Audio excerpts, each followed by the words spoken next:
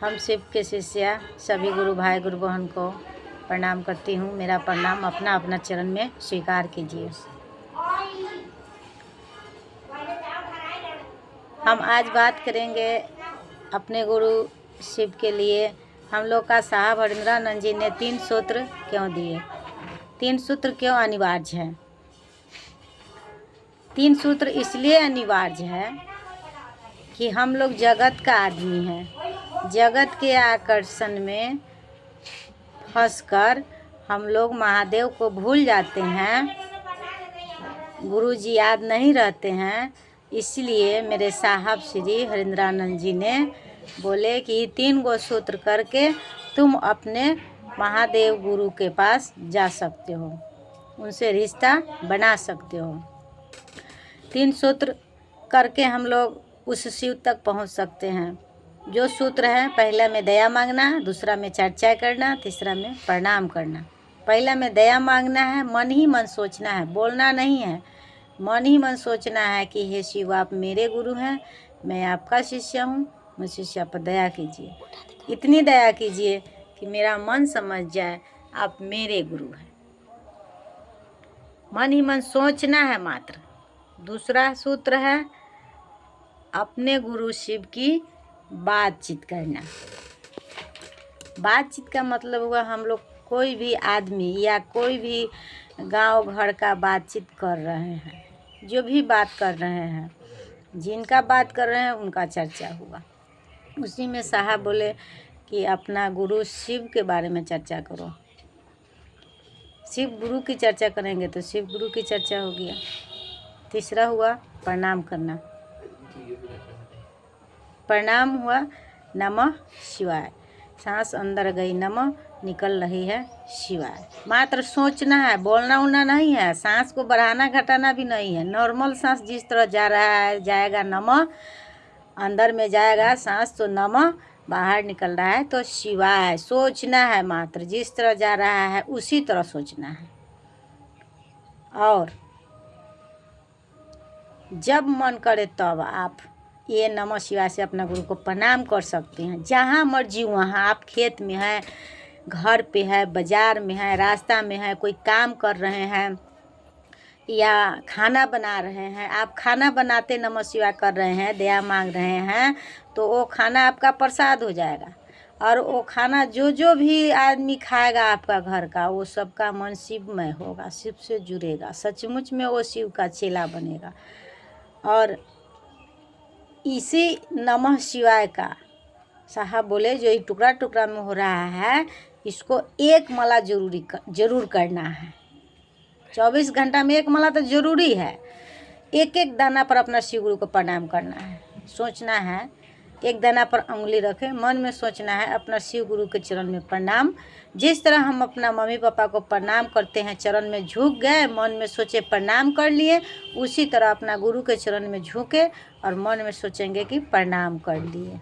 एक एक दाना पर 108 बार प्रणाम करना है। और यही बात जो भी लोग मिल जाए, घर का लोग हो, पड़ोसी का लोग हो, या हित नाता हो, या कहीं भी जो भी लोग मिल जाए, उसी से यही बात बतियाना है। जैसे हम लोग कोई भी अच्छा काम करते हैं तो वो काम के बारे में हम लोग किसी से न किसी से ज़रूर बतियाते हैं। जहाँ लोग मिल जाएगा बतियाते रहते हैं। ठीक उसी तरह से ये जो हम लोग का काम मिला है, महादेव गुरु साहब दीदी जो दिए हैं काम, ये सबसे सुंदर काम है। हाईटेक पूजा है शिव गुरु की चर्चा। और ये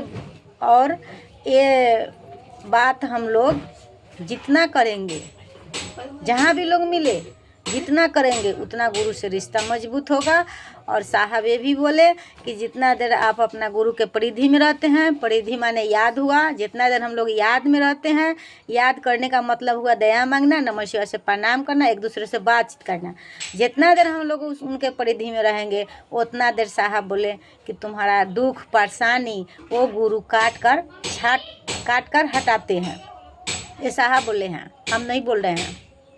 और मेरे साहब श्री के बात के सुनकर, मानकर, विश्वास करके जो चलेगा इस राह में, उसको सचमुच में इस धरती का टोटल चीज़ और ऊपर का चीज़ माने लौकिक और परलौकिक स्वतः प्राप्त होगा, ये साहब बोले हैं।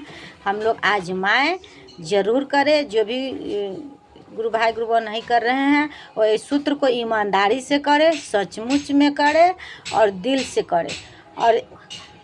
और इस काम में ईमानदारी ज़रूरी है।